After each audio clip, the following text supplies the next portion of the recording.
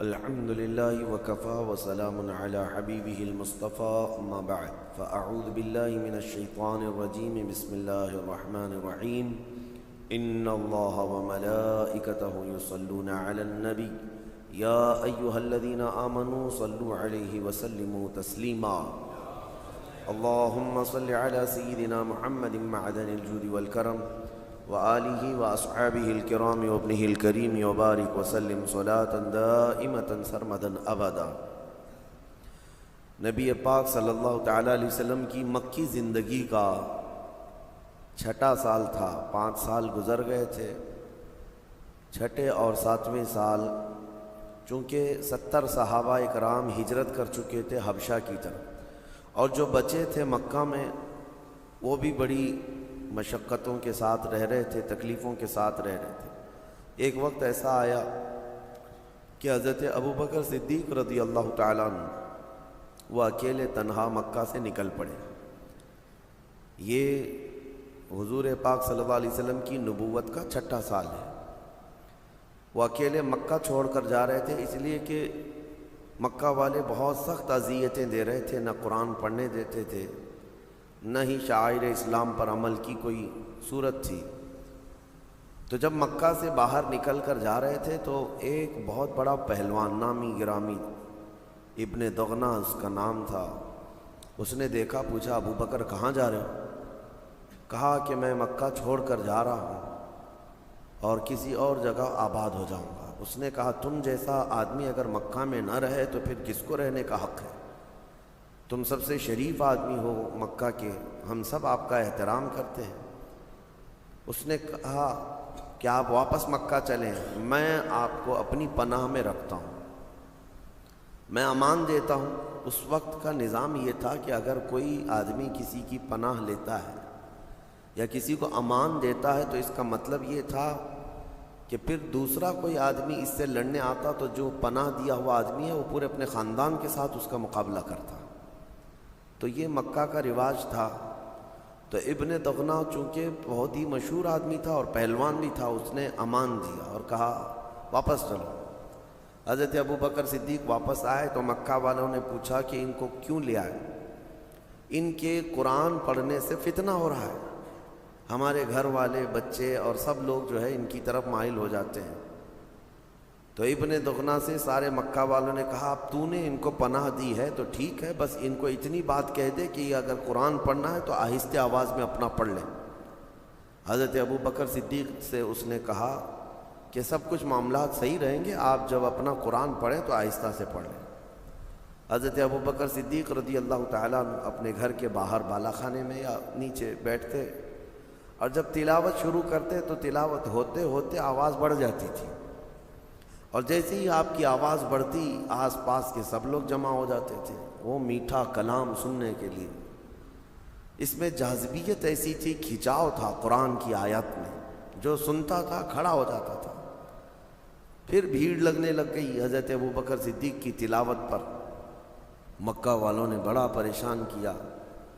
پھر حضرت ابوبکر صدیق کے متعلق ابن دغنہ سے آ کر شکایت کی کہ پھر یہ وہی کام کر رہے ہیں۔ ابن دغنہ نے دوبارہ کہا کہ ابو بکر اپنی آواز کو پست کر لو، لوگ فتنے میں مبتلا ہیں۔ تو حضرت ابو بکر صدیق نے بات سن لی۔ اس کے بعد پھر دوسرا دن آیا، آپ نے جب تلاوت شروع کی تو پھر ویسی بلند آواز ہونے لگی۔ ابن دغنہ پھر آیا، مکہ والوں نے شکایت کی کیونکہ آپ کی تلاوت سے کوئی نہ کوئی مسلمان ضرور ہوتا، قرآن کی آپ تلاوت کرتے اور لوگ متاثر ہوتے تھے۔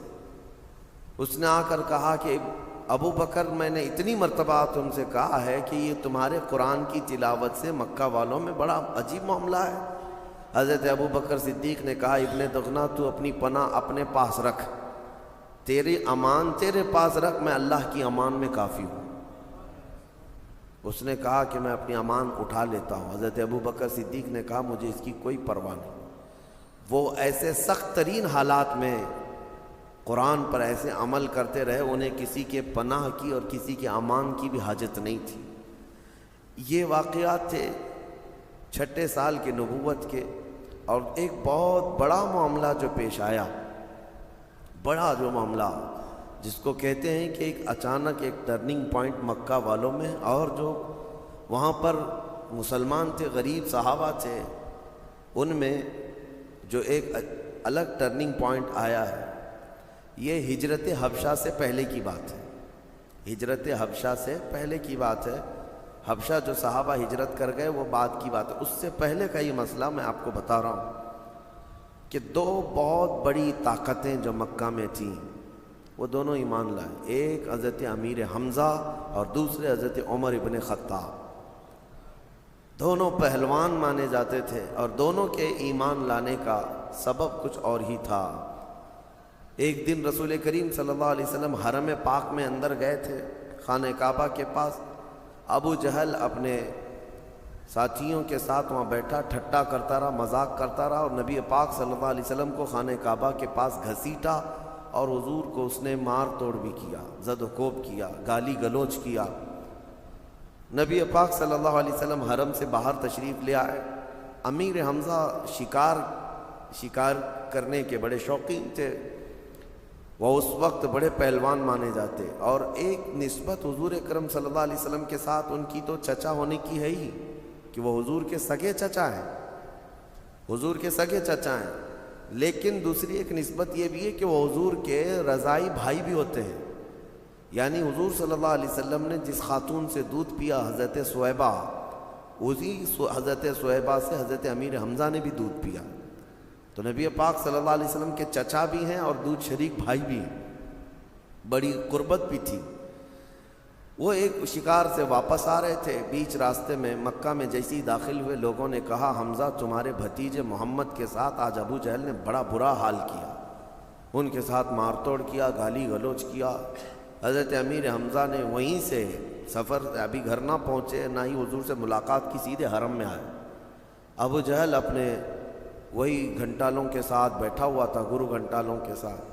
حضرت امیر حمزہ سیدھے گئے اور اس کا دامن پکڑ کر کھینچتے ہوئے اس کو صحن میں لایا، اور اپنی تلوار کی ڈھال جو تھی اس سے اتنا مارا کہ اس کا سر پھٹ گیا، اور خوب اس کو لاتوں سے اور گھونسوں سے مارا، کوئی بچانے والا نہیں تھا ابو جہل، اور کہا کہ تو میرے بھتیجے محمد صلی اللہ علیہ وسلم کو کیا صرف یتیم سمجھ کر کے گالیاں دیتا ہے؟ جب تک حمزہ زندہ ہے تو ان کی طرف انگلی بھی نہ اٹھانا، ان کی طرف سختی کا معاملہ ہرگز نہ کرنا، ورنہ میں مقابلے کے لیے ہر گھڑی تیار ہوں۔ جبکہ وہ ایمان لائے ہوئے نہیں تھے، ایمان لائے ہوئے نہیں تھے، لیکن رشتہ داری کی حمیت اور غیرت بھی تو تھی۔ اور اس کے بعد لوگوں نے کہا حمزہ تمہیں پتہ ہے تمہارا بھتیجا کیا کر رہا ہے؟ حضرت امیر حمزہ نے کہا وہ جو کر رہا ہے اپنی جگہ پر، لیکن ابو جہل نے جو کیا اس کو کوئی نہیں سراہے گا۔ ابو جہل نے خود ہی لوگوں سے کہا چھوڑ دو حمزہ کو، ان کی رشتہ داری اور ان کی غیرت کی بات ہے، انہوں نے یہ کر دیا۔ واپس امیر حمزہ آئے نبی پاک صلی اللہ علیہ وسلم سے ملاقات کے لیے، حضور غمگین تھے۔ آتے ہی انہوں نے کہا میں نے آپ کا بدلہ لے لیا ہے، سنا ہے کہ ابو جہل نے آپ کے ساتھ بدتمیزی کی ہے، لیکن میں نے اس کو خوب مارا ہے۔ حضور پاک صلی اللہ علیہ وسلم خاموش سنتے رہے، چہرہ نہیں اٹھایا۔ امیر حمزہ نے کہا کیا آپ ابھی نہیں مسکرائیں گے؟ آپ خوش نہیں ہیں اس بات سے؟ نبی پاک صلی اللہ علیہ وسلم نے فرمایا میں خوش اس وقت ہوں گا جب آپ کلمہ طیبہ پڑھیں گے۔ امیر حمزہ نے اسی وقت کلمہ شہادت پڑھ کر کے داخل اسلام ہوئے، اور پھر اس کے بعد ان کے رجزیہ اشعار بھی تھے۔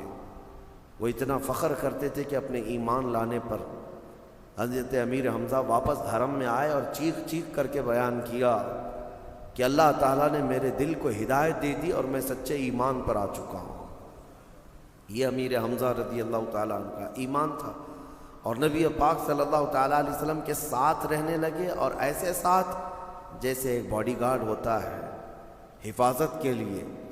اور یہی وہ دور تھا جب ابو جہل نے اپنے بھانجے عمر ابن خطاب کو بہت زیادہ سکھایا۔ حضرت عمر فاروق جو ہے وہ ابو جہل کے بھانجے ہیں، ابو جہل ماموں لگتا تھا، ورغلایا، بہت بھڑکایا، اور پھر کہا کہ تمہاری پہلوانی اور جوانی کس کام کی دیکھے نہیں؟ ایک صحابی وہی دین سے نکلا ہوا آدمی مکہ میں ایسا آیا ہے جو ہمارے دین کو جھٹلاتا ہے، ہمارے آبا و اجداد کو سب غلط ٹھہراتا ہے، اور ایک نیا دین لے کر آیا۔ عمر فاروق کو غیرت آئی، جوش آیا اور تلوار لے کر نکل پڑے کہ ٹھیک ہے میں اس صحابی کا کام تمام کرتا ہوں۔ بیچ راستے میں ایک صحابی حضرت نعیم اور نعیم دونوں کہا گیا ہے، ان سے ملاقات ہوئی، پوچھا کہاں جا رہے عمر؟ کہا میں اس صحابی محمد کا قتل کرنے جا رہا ہوں۔ انہوں نے دیکھا عمر بڑے غیظ و غضب میں ہے، جلال میں ہے اور غصے میں ہے، اور یہ جب غصے میں آتے ہیں تو مکہ والوں کو معلوم تھا کہ یہ بہت سخت ترین آدمی ہے، پہلوان ہے۔ انہوں نے راستہ کاٹنے کے لیے ایک راز کی بات تھی وہ بتا دیا، حضور تک یہ نہ جائے اس کے لیے وہ حضرت نعیم نے کہا کہ تمہیں پتہ ہے عمر، تم جس کو قتل کرنے جا رہے ہو اس کے عشق میں، اس کی محبت میں تمہاری سگی بہن اور بہنوی بھی تو مبتلا ہے، وہ بھی تو مسلمان ہوئے ہیں۔ تو انہوں نے جیسی یہ کہا حضرت عمر کی غیرت جاگ گئی، کہا میرے گھر میں ہو رہا ہے یہ سب، میری بہن نے کلمہ پڑھا ہے؟ کہاں جا کے دیکھو، ان کی بہن حضرت فاطمہ بنت خطاب وہ پہلے سے ایمان لائی ہوئی تھی۔ عمر ابن خطاب وہیں راستے سے پلٹ گئے اور اپنی بہن کے گھر گئے، دیکھا گھر بند تھا، دروازہ بند تھا، لیکن اندر سے قرآن پڑھنے کی آواز آ رہی تھی۔ ایک صحابی حضرت خبیب یہ ان کے گھر میں تھے اور دونوں کو، شوہر اور بیوی کو قرآن پڑھا رہے تھے۔ جیسے ہی حضرت عمر دروازہ کھٹکھٹانے لگے آواز بند ہو گئی، وہ حضرت خبیب کو انہوں نے اندر چھپا دیا، دروازہ کھولا، کھولتے ہی اندر آئے اور آؤ دیکھا نہ تاؤ اپنے بہنوی کو گرا کر مارنا شروع کر دیا۔ ان کے بہنوی سعید بن زید ان کو اتنا مارا، بہت مارا، ان کی بہن بیچ میں بچاؤ کے لیے آئی تو اپنی بہن کو بھی مارا، ناک پھوڑ دیا مار کر، بہن اور بہنوی کو زخمی کر دیا۔ اور اس کے بعد پھر جب خود کو رحم آیا کہ میں نے اپنے بہن اور بھائی کو اتنا مارا ہے، اٹھے تھک کر کے، بعد میں پھر اپنی بہن سے پوچھتے ہیں اچھا ٹھیک ہے چھوڑ دو، جو کلام تم لوگ میرے آنے کے وقت یہاں سن رہے تھے وہ کلام سناؤ، کون سا کلام ہے؟ جیسی حضرت عمر نے یہ کہا، حضرت خبیب جو چھپے ہوئے تھے اندر وہ باہر آ گئے، کہا کہ میں سناتا ہوں۔ لیکن حضرت عمر کی بہن کے ایمان اور ان کی غیرت کو دیکھیں، صحابہ کا کیسا ایمان تھا، ڈر اور خوف سب ایک طرف، تکلیفیں اور مصیبتیں سب ایک طرف۔ بہن نے کہا آپ کو اس کلام کو سننا ہے تو آپ کو پاک ہونا پڑے گا، آپ پہلے پاک ہو جائیں، پاک ہو جائیے۔ اس کے بعد انہوں نے جس طرح کی پاکی تھی پاکی حاصل کی، کہا کہ مجھے سناؤ وہ کلام۔ تو حضرت خبیب نے پڑھنا شروع کیا سورہ طٰہٰ کی آیتیں، طٰہٰ ما انزلنا علیک القرآن لتشقیٰ الا تذکرۃ لمن یخشیٰ۔ یہ آیتیں تقریباً انہوں نے کئی آیتیں پڑھی، حضرت عمر مست ہو گئے، جھومتے رہ گئے۔ کلام پاک کی ان آیات بینات کا اثر دل پر ہونے لگا، اور اس کے بعد کہتے ہیں میں محمد سے ملنا چاہتا ہوں۔ تو حضرت سعید بن زید جو بہنوی تھے وہ حضرت خبیب ان کو لے کر کے چلے۔ نبی پاک صلی اللہ تعالیٰ علیہ وسلم اس وقت بھی حضرت زید بن ارقم کے گھر میں تھے، اور حضرت امیر حمزہ دروازے پر پہرا دے رہے تھے، وہ پہلے ایمان لائے ہوئے۔ تو حضرت عمر تلوار لٹکائے تیزی سے آنے لگے، تو امیر حمزہ نے بھی تلوار نکال لی۔ اندر سے آوازیں آنے لگ گئی کہ عمر آ رہا ہے، عمر آ رہا ہے، پتہ نہیں کیا ہونے والا ہے۔ تو حضرت امیر حمزہ نے چیخ کر کہا عمر آ رہا ہے، تو حمزہ بھی کھڑا ہے، اور یہ کہا کہ اگر اس کی نیت اچھی ہے تو میں استقبال کروں گا، اور اگر بری نیت لے کر کے آ رہا ہے تو میری تلوار سے وہ بچ کر نہیں جائے گا۔ امیر حمزہ دروازے پر تان کر کھڑے تھے۔